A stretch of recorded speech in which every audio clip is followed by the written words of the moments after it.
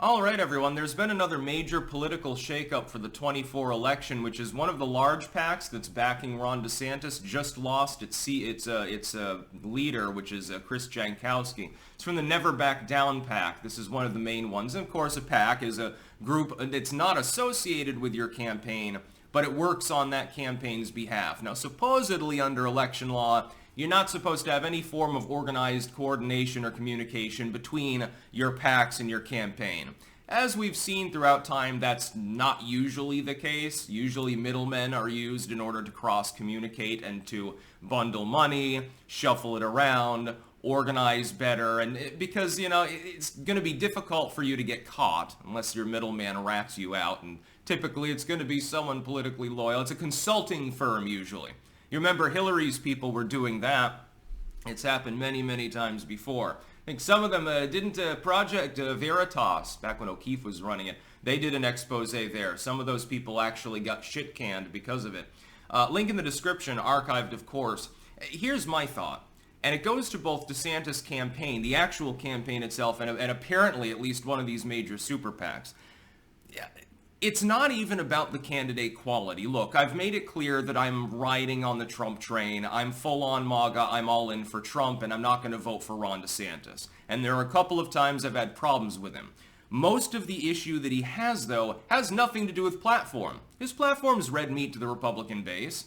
It's not that. That's not the problem. It's not actually the lifts in his shoes that allegedly exist. Nobody really cares. The only relevance was what? His reaction to it. The problem with Ron DeSantis and many of the people around him, his campaign manager, etc., is poor strategic thinking.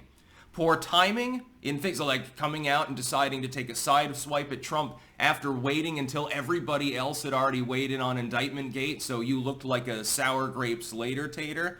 And then you insult the man right after 250 years of civic precedent is thrown out the window by the far left hate machine. Your first thing that you do is take a chuckly one at Trump.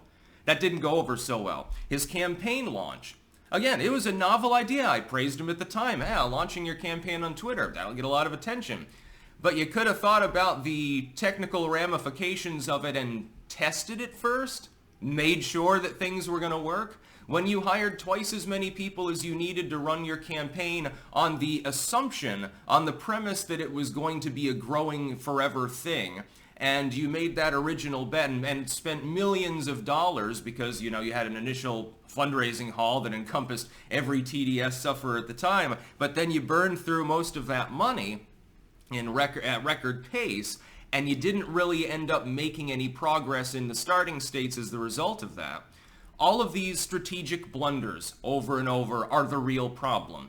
So when the PAC has internal issues and they can't figure out what exactly the strategy going forward is, and there's internal disagreement there leading to the CEO saying fuck it and leaving, it's just a reflection of the greater problem within the DeSantis campaign.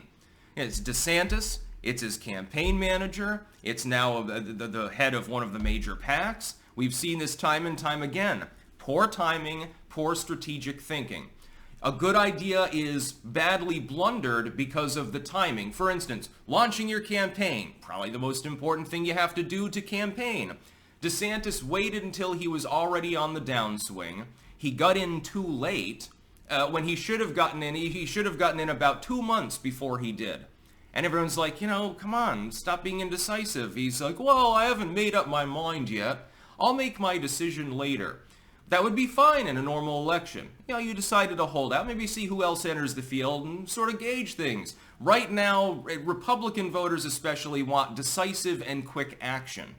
Well, they know they can get that with Trump. He's going to come in like a raped ape after what they're doing to him, his family, and his associates, so we don't have to worry about that.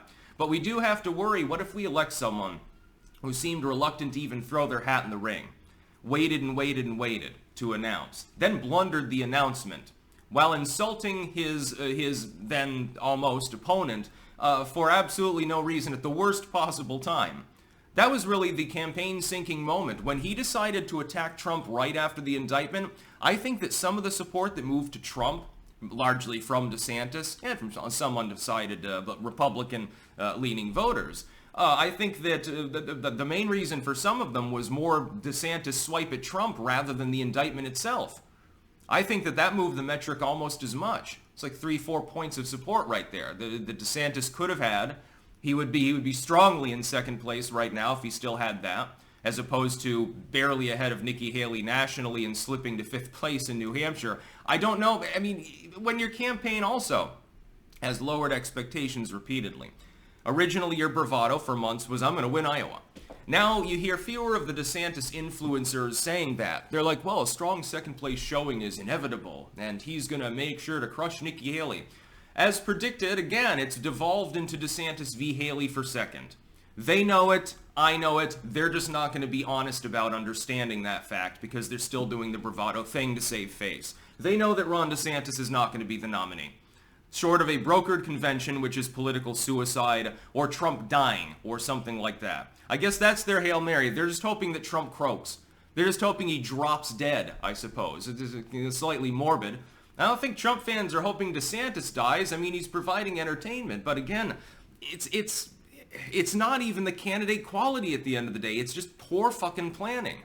How in an election like this, where you're the only mainline non-Trump candidate, how can you be so far down, even in a packed field?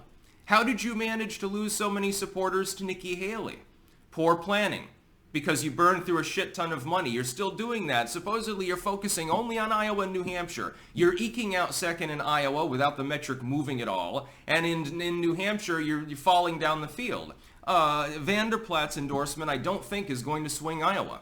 In any other election, again, it would be a lot closer. Trump is a technical incumbent for the GOP. That's why he's buoyed up by an extra 15, 20 points on top of what he would have anyway, just as Trump the candidate without that technical incumbency.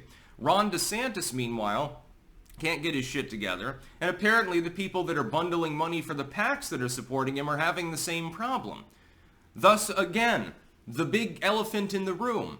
It ain't Ron DeSantis, it's a bunch of different people who just suck at timing things. They suck at messaging. It's an incompetent campaign. You should be 10 points ahead of Nikki Haley right now in New Hampshire. There's no legitimate reason why Ron DeSantis shouldn't at least be beating Nikki Haley fairly handily in all 4 of the starting states, including her home state of South Carolina. That's about all. Peace out.